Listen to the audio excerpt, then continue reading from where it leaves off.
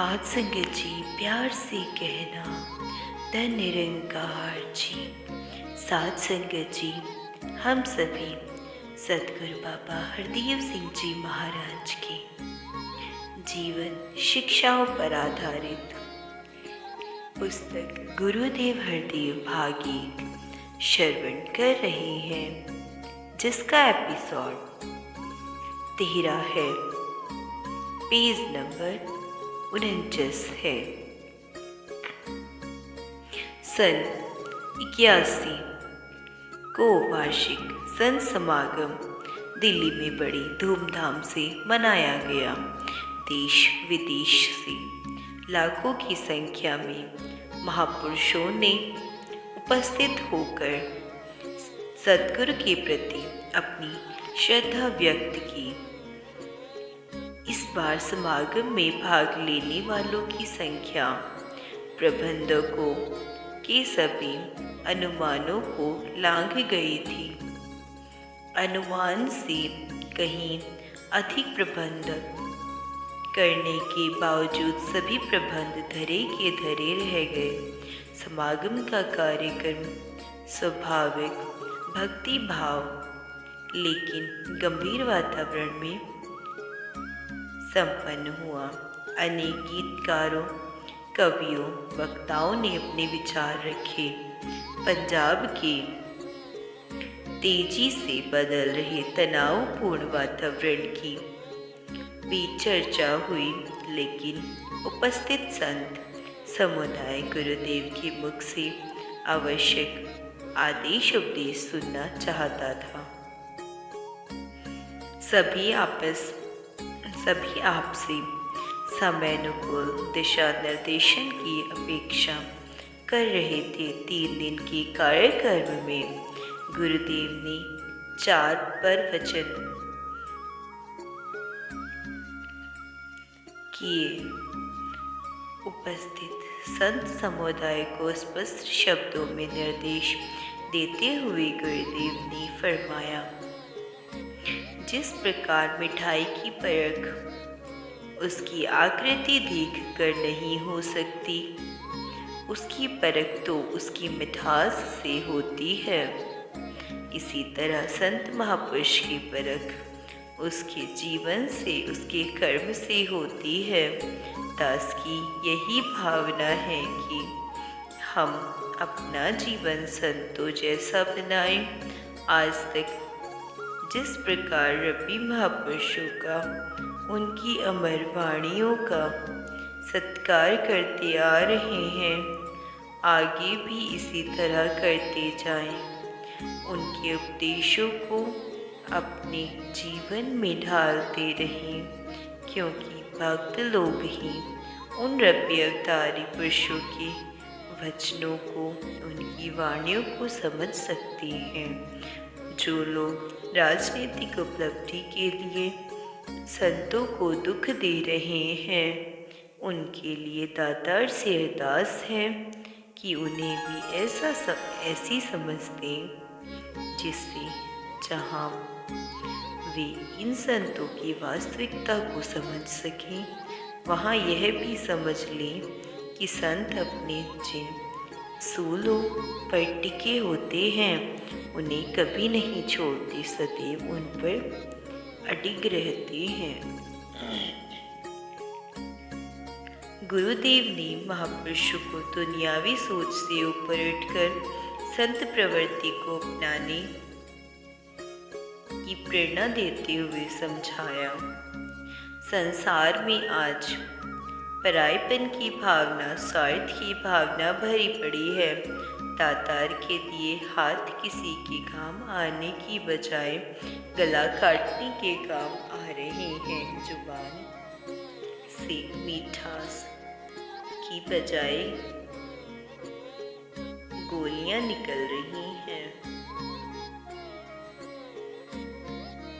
ऐसे वातावरण में लोग आप पर उम्मीद लगाए हुए हैं, क्योंकि हरि के भक्त ही उन्हें बचा सकते हैं। संतों के मन में शत्रुता नहीं होती, इसीलिए यह किसी को शत्रु नहीं समझते।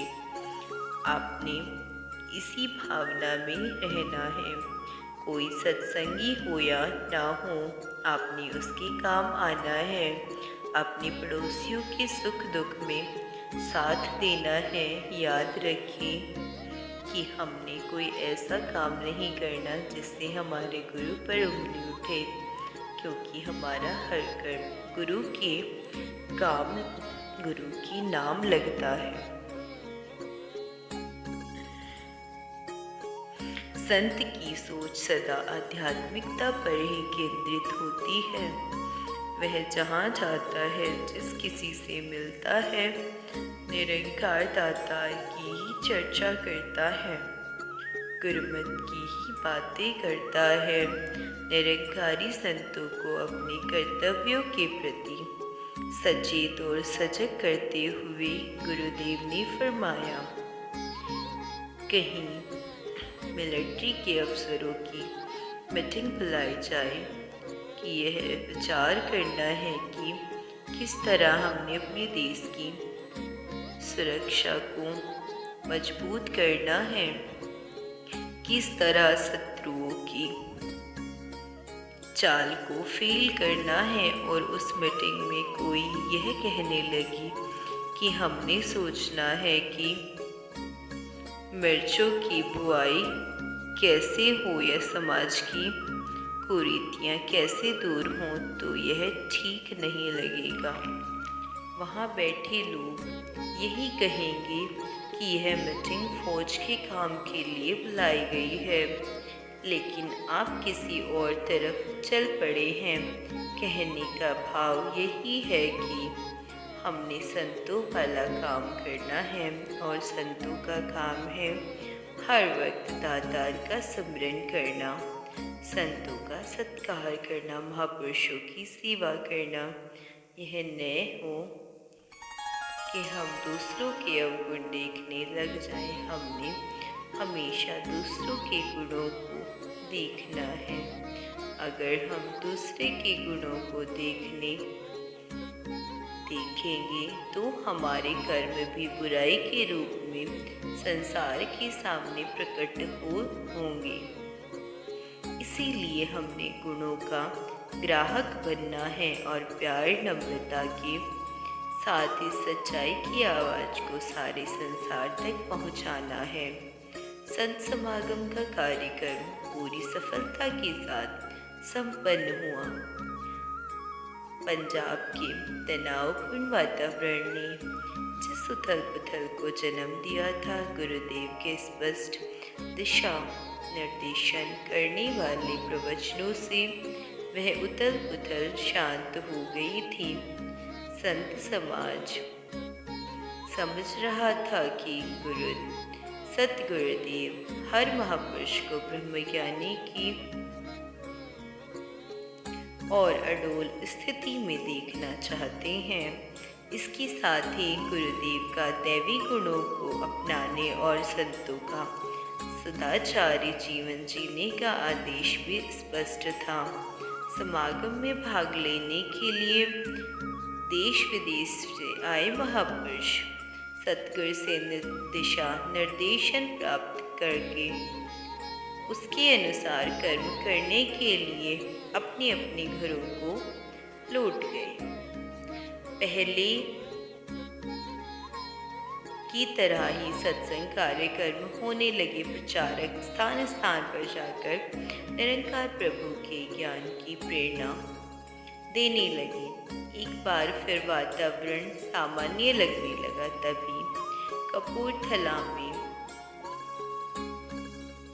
अकस्मात एक ऐसी घटना घटी जिससे महापुरुषों को वातावरण को शांत बनाए रखने के लिए अपने प्रयासों की सफलता में संदेह होने लगा। इस बार उग्रवादियों ने पंजाब के हरमन प्यारे निरंकारी प्रचारक श्री प्रहलाद जी तथा उनके पिता श्री दीवान चंद जी को भरे बाजार में अपनी हिंसा का निशाना बनाया।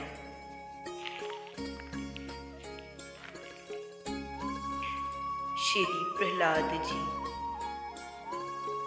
भी ऑल इंडिया वर्किंग कमेटी के सक्रिय सदस्य थे। सतगुरु के आशीर्वाद से पंजाब के विषैले वातावरण को सामान्य बनाने में उन्होंने विशेष भूमिका निभाई थी। उनकी निर्भीकता और सतगुरु पर अडिग विश्वास पंजाब की संगतों के लिए प्रेरणा स्रोत सिद्ध हुआ था।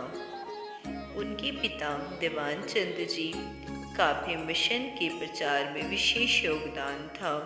श्री प्रहलाद चंद जी की हत्या का समाचार सुनते ही कपूरथला शहर बंद हो गया था। शहर की जनता उनके अंतिम दर्शनों के लिए उमड़ पड़ी थी। यह जनसाधारण में उनकी लोकप्रियता का परिचायक था। जनता का रोष किसी भी दुर्घटना का रूप धारण कर सकता था। उनके लेकिन गुरुदेव के ईश्वरीय इच्छा के सामने नतमस्तक होने के उपदेश और प्रबंधक महापुरुषों की सूझबूझ से ने उस अवसर को संभाल लिया। इस घटना ने अहिंसा और सहनशीलता पर दास जैसे कईयों के विश्वास को कुछ हिलाकर रख दिया था। निरंकारी संत शांत लगते थे, लेकिन यह शांति समुद्र में तूफान आने से पहले की खामोशी की तरह लग रही थी। दास ने अपने मन में इस तूफान का आवेग अनुभव कर रहा था। यह विचार भी उठता था कि ब्रह्मज्ञानी से असीम सहन शक्ति होनी चाहिए। सतगुरु की रहमत से हमें ब्रह्मज्ञान प्राप्त है, इसीलिए इस उथल पुथल का हम पर प्रभाव नहीं पड़ता। हमें हर उतार चढ़ाव को दातार की इच्छा मानकर स्वीकार करना चाहिए। इतना सब कुछ होने पर भी मन के किसी कोने में रह कर एक बात उभर आती कि यह तो ठीक है कि ब्रह्मज्ञानी में ऐसी शक्ति आ जाती है कि वह अपने पराये की भेदभाव से ऊपर उठ जाता है। उसमें आताई के अत्याचारों को सहन करने की शक्ति जन्म ले लेती है, परंतु दुष्ट को दुष्टता से न रोका गया तो दुष्ट की दुष्टता आताई का अत्याचार उत्तरोत्तर बढ़ता जाएगा। दास का ऐसा सोचना बेबुनियादी भी नहीं था। वे जनूनी लोग एक के बाद दूसरे महापुरुष को गोलियों का निशाना बनाते जा रहे थे और हम लोग खामोशी से सब कुछ देख रहे थे। दुष्टों की दुष्टता साफ बढ़ती हुई प्रतीत हो रही थी। दास के मन में जब इतनी ज़्यादा उथल पुथल मच गई कि वह कोई हिंसा की राह अपनाने के लिए उतारू हो सकती थी, तो दास बिना झिझके गुरुदेव हरदेव के चरणों में पहुंच गया। दास की बेचैनी को भापते हुए गुरुदेव ने पूछा, आज क्या बात है? आप कुछ उलझे दिखाई दे रहे हैं। दास ने जरा सा गर्दन को झुकाते हुए निवेदन किया, महाराज बात ही कुछ ऐसी है। फिर कुछ झिझकते हुए कहा, बाबाजी, मान लिया कि ब्रह्मज्ञानी में सब कुछ सहने की शक्ति आ जाती है। वह कष्ट सहकर भी सबके भले की कामना करता है, परंतु इस सहन शक्ति के बड़े भयानक परिणाम निकलते दिखाई देते हैं।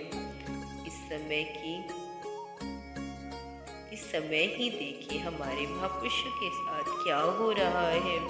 एक महीना भी नहीं गुजरता कि वे दुष्ट किसी न किसी महापुरुष को गोली का निशाना बना देते हैं और हम इस ईश्वर का भाड़ा समझकर खामोश रहते हैं। इस तरह आतताइयों को अत्याचारों की छूट देकर क्या हम एक बहुत बड़ा अपराध नहीं कर रहे हैं? गुरुदेव ने दास की बात गौर से सुनी, फिर गंभीर भाव में समझाया। जज्बाती या भावुक होने से किसी समस्या का कभी समाधान नहीं हुआ। हर बात के कई पहलू होते हैं, अच्छे भी और बुरे भी।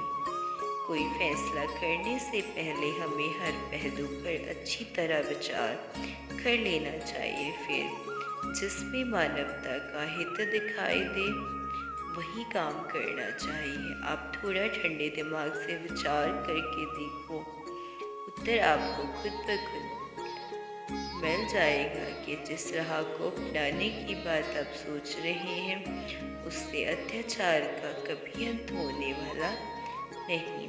गुरुदेव कुछ क्षण के लिए खामोश हो गए, फिर अपनी बात स्पष्ट करते हुए आगे समझाया।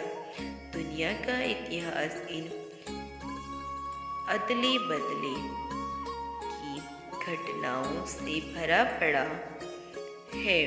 कभी एक गुट वाले ने दूसरे गुट वाले पर हमला किया तो कभी दूसरे गुट वाले ने पहले गुट वाले को बदले में मार डाला। वे लड़ने वाले तो मर खप गए, लेकिन बदले की भावना का जहर आज भी उनकी संतानों के खून में रमा हुआ है। इस जहर के भयानक परिणाम संसार के किसी न किसी कोने में हर रोज देखने को मिल जाते हैं। खैर, यह तो बड़े पैमाने पर होने वाली घटनाएं हैं। कई परिवारों में देखा जाता है कि बदले की भावना के कारण पीढ़ी दर पीढ़ी झगड़े चलते रहते हैं, मुकदमे चलते रहते हैं, हत्याएं होती रहती हैं। इसका अंत कहीं और कभी नहीं होता। क्या आप चाहते हैं कि महापुरुष भी ऐसा खतरनाक खेल शुरू कर दें और आने वाली नस्लों को तबाह करने की नींव डाली जाए? साथ संगत जी, आज के लिए इतना ही। प्यार से बोलिए धन्य निरंकार जी।